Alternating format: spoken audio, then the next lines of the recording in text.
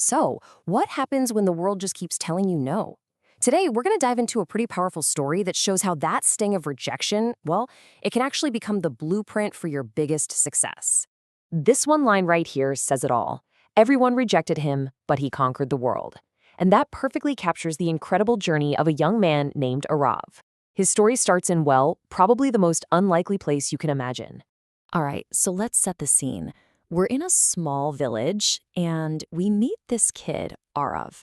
He's from a poor family, a broken home, and yet he's carrying these dreams that are so huge, they're almost laughable to everyone around him. And this is really the heart of it, isn't it? You've got this massive, gaping chasm between his reality, poor, surrounded by doubters, and his ambition. He wants to prove everyone wrong, to conquer the world. It's this tension that fuels absolutely everything that comes next. You know, this was basically the background music of his entire childhood. Just this constant whisper, this chorus of people defining his limits for him, telling him what he couldn't do before he even had a chance to try. So what do you do when everyone around you has already written your story? You try to write a new one. Arav packs up and heads to the city, hoping for a job, for just one chance. But instead of finding open doors, he just smacks right into a wall of rejection. And bam, the first door slams shut. It's a feeling he knows, but here in the big city, the words just feel so much heavier, so much more final. The next door closes just as fast. They're not looking at the fire in his eyes or the size of his ambition. All they see is an empty piece of paper where his experience should be. And then comes the one that just cuts the deepest. A security guard doesn't just turn him away from a job. He tells him he doesn't even belong there, that he's not worthy of even hoping for more.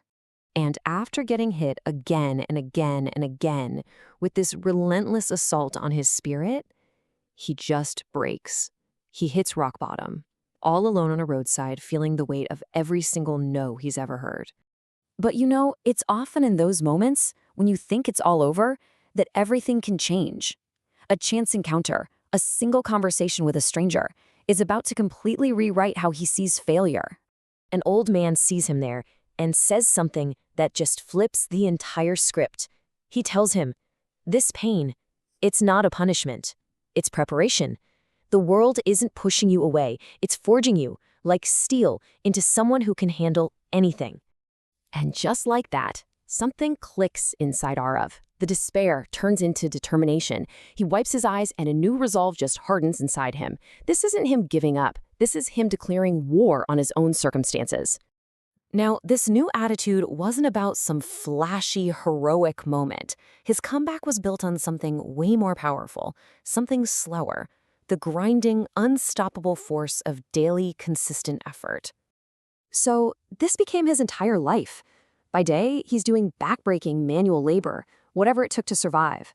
But at night, when everyone else was sleeping, he was pouring every last ounce of energy into studying, building the skills they all said he'd never have.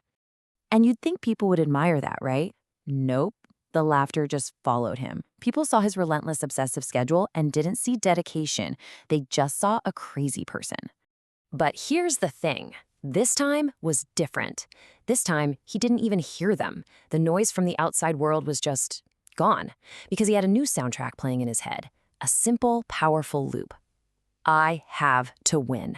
Okay, so let's fast forward a few years. A lot of years of that same relentless day-in, day-out grind.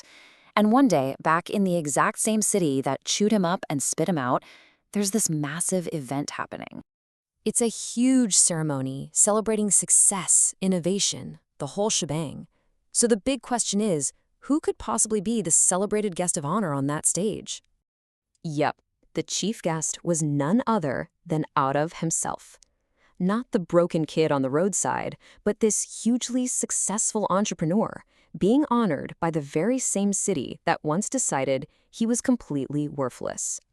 So, what's the big lesson here? What can we really take away from this incredible journey? Well, Arav's own words kind of say it all. He gets up in front of that crowd, which, by the way, probably included some of the people who'd rejected him, and he delivers this absolute gem of truth. He just reframes his entire story. That rejection wasn't the obstacle, it was the starting block. So let's break that down, because his story gives us a really clear playbook. First, See rejection as learning, not failure.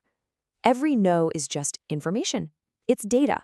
It is not a judgment on your worth. Second, the formula is actually pretty simple.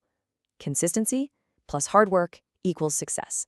It's about showing up every single day. And finally, and this is the big one, none of it works if you don't believe in yourself. That self-belief is the fuel that keeps the engine running when everyone else is telling you to pull over. And this is really RR's message to all of us. He's arguing that maybe, just maybe, rejection is a signal. It's a sign that you're pushing boundaries, that you have something new to offer. It means you have the potential to be great. And we'll leave it on this final thought. You don't have to conquer the world by tomorrow. The whole journey just starts with one small dream, one that you protect and refuse to let die. Because it's those small, stubborn dreams that, one day, can grow into something that changes everything.